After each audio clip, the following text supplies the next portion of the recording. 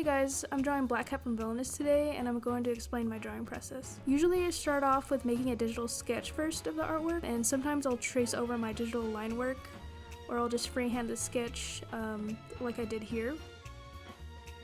I used an H pencil to sketch the line work, so it would be lighter, but I don't really think that worked. Unfortunately, I decided to struggle today and freehanded a figure that was supposed to be symmetrical. Can't really do straight on poses very good. I was using a pink mechanical pencil as a guide.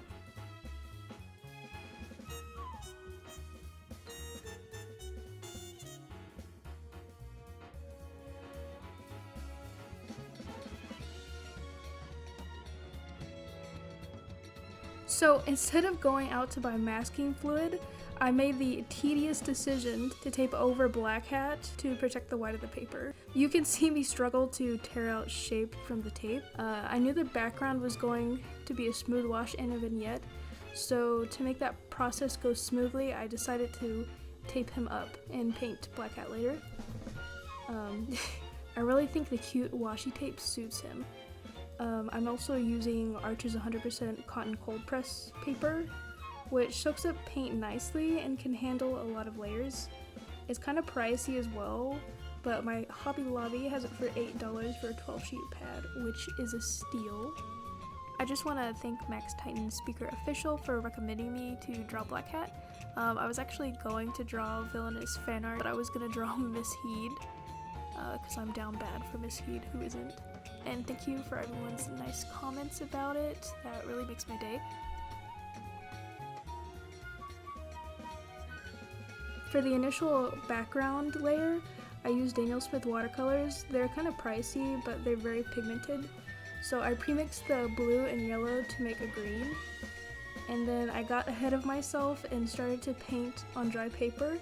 I had to go back and wet the whole paper instead, so I can create a smooth wash when I lay down the watercolor on top. I found this Artist Loft concentrated watercolor in black. I wanted an even black color for the vignette. The concentrated watercolors are very consistent for that.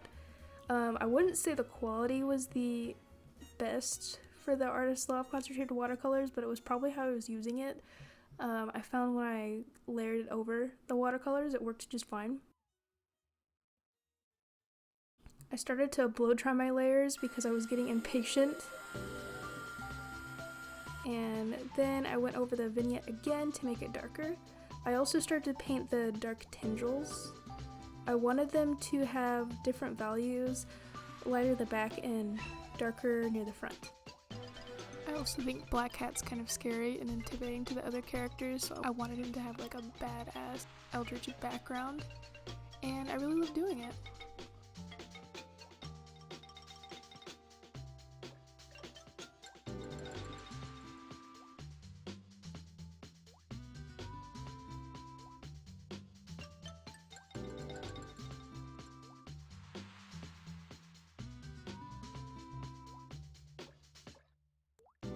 The next supply I'm using is Gouache for the fleshy bits.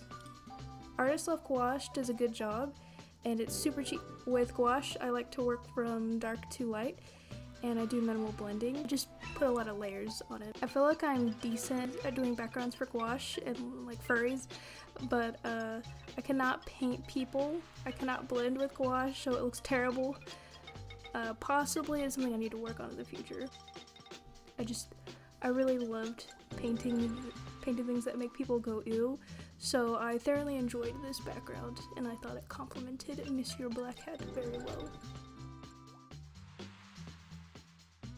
So this is kind of off topic, at least it doesn't relate to the process at hand, but I noticed with this artwork as soon as I finished, and I've been noticing this with all the artworks I've finished, that I can see mistakes in them.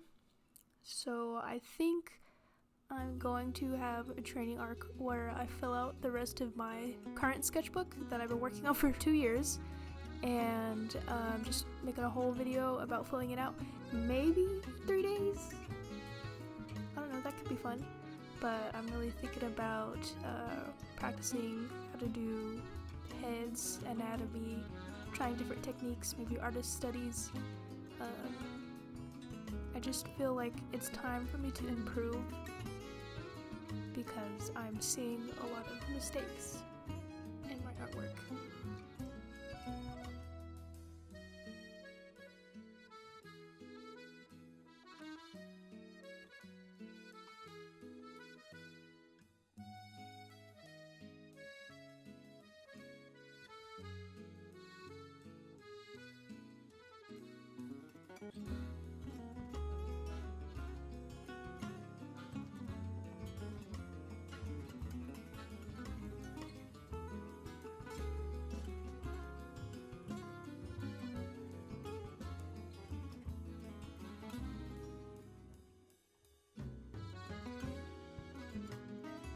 And here's my sorry tape peel. It was really unsatisfying and not all of it came off at once.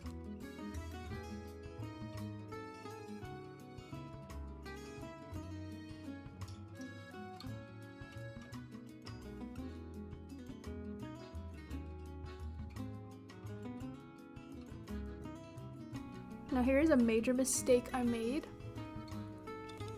I did not ink the line art for Black Hat before I painted over it with watercolors, so that made me lose the line work, and you'll see this later, but the ink just sits on top of the watercolor and it kind of looks glossy.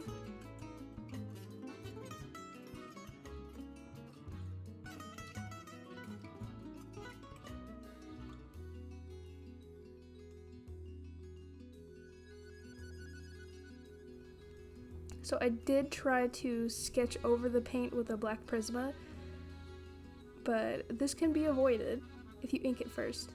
That is, if you want line work. If you want to make something smooth and organic, then my advice is not to ink it. When I ink, I use a Pentel pocket brush pen to go over the pencil work.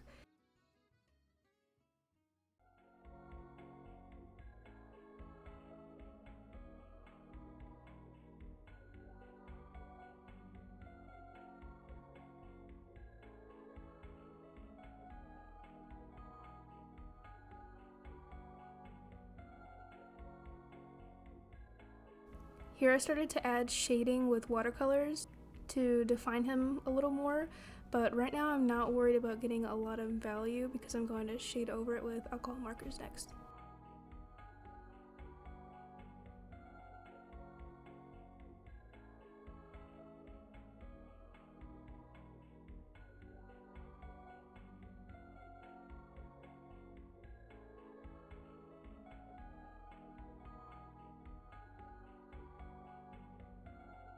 I bought these Artist Loft Grays brush markers. I wanted to buy the Copic Grays, but they were sold out. So I have only used the markers for the painting, and I think they kind of feel weird. I don't know, maybe like I'm used to a hoo-hoo, but these brush nibs feel stiff. It could possibly be the paper I'm using too.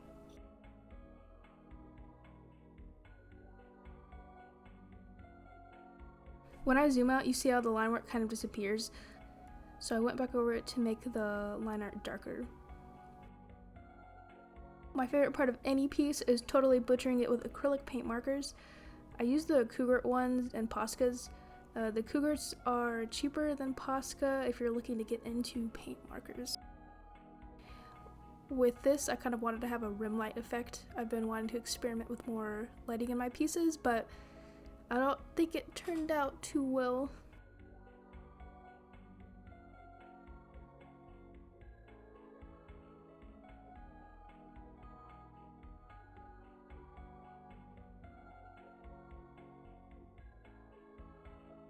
Should have stopped at the paint markers, but I want them to have a glow, so I used a red Prisma. I wish I could take it back, but I can't change the past. Some artists like tape peels, but mine never work out. I always have blotches of paint that bleed through. And here I am cleaning up the paint. Here's the finished piece, and thanks for watching. Hopefully this process helped you avoid making some mistakes. Thank you guys.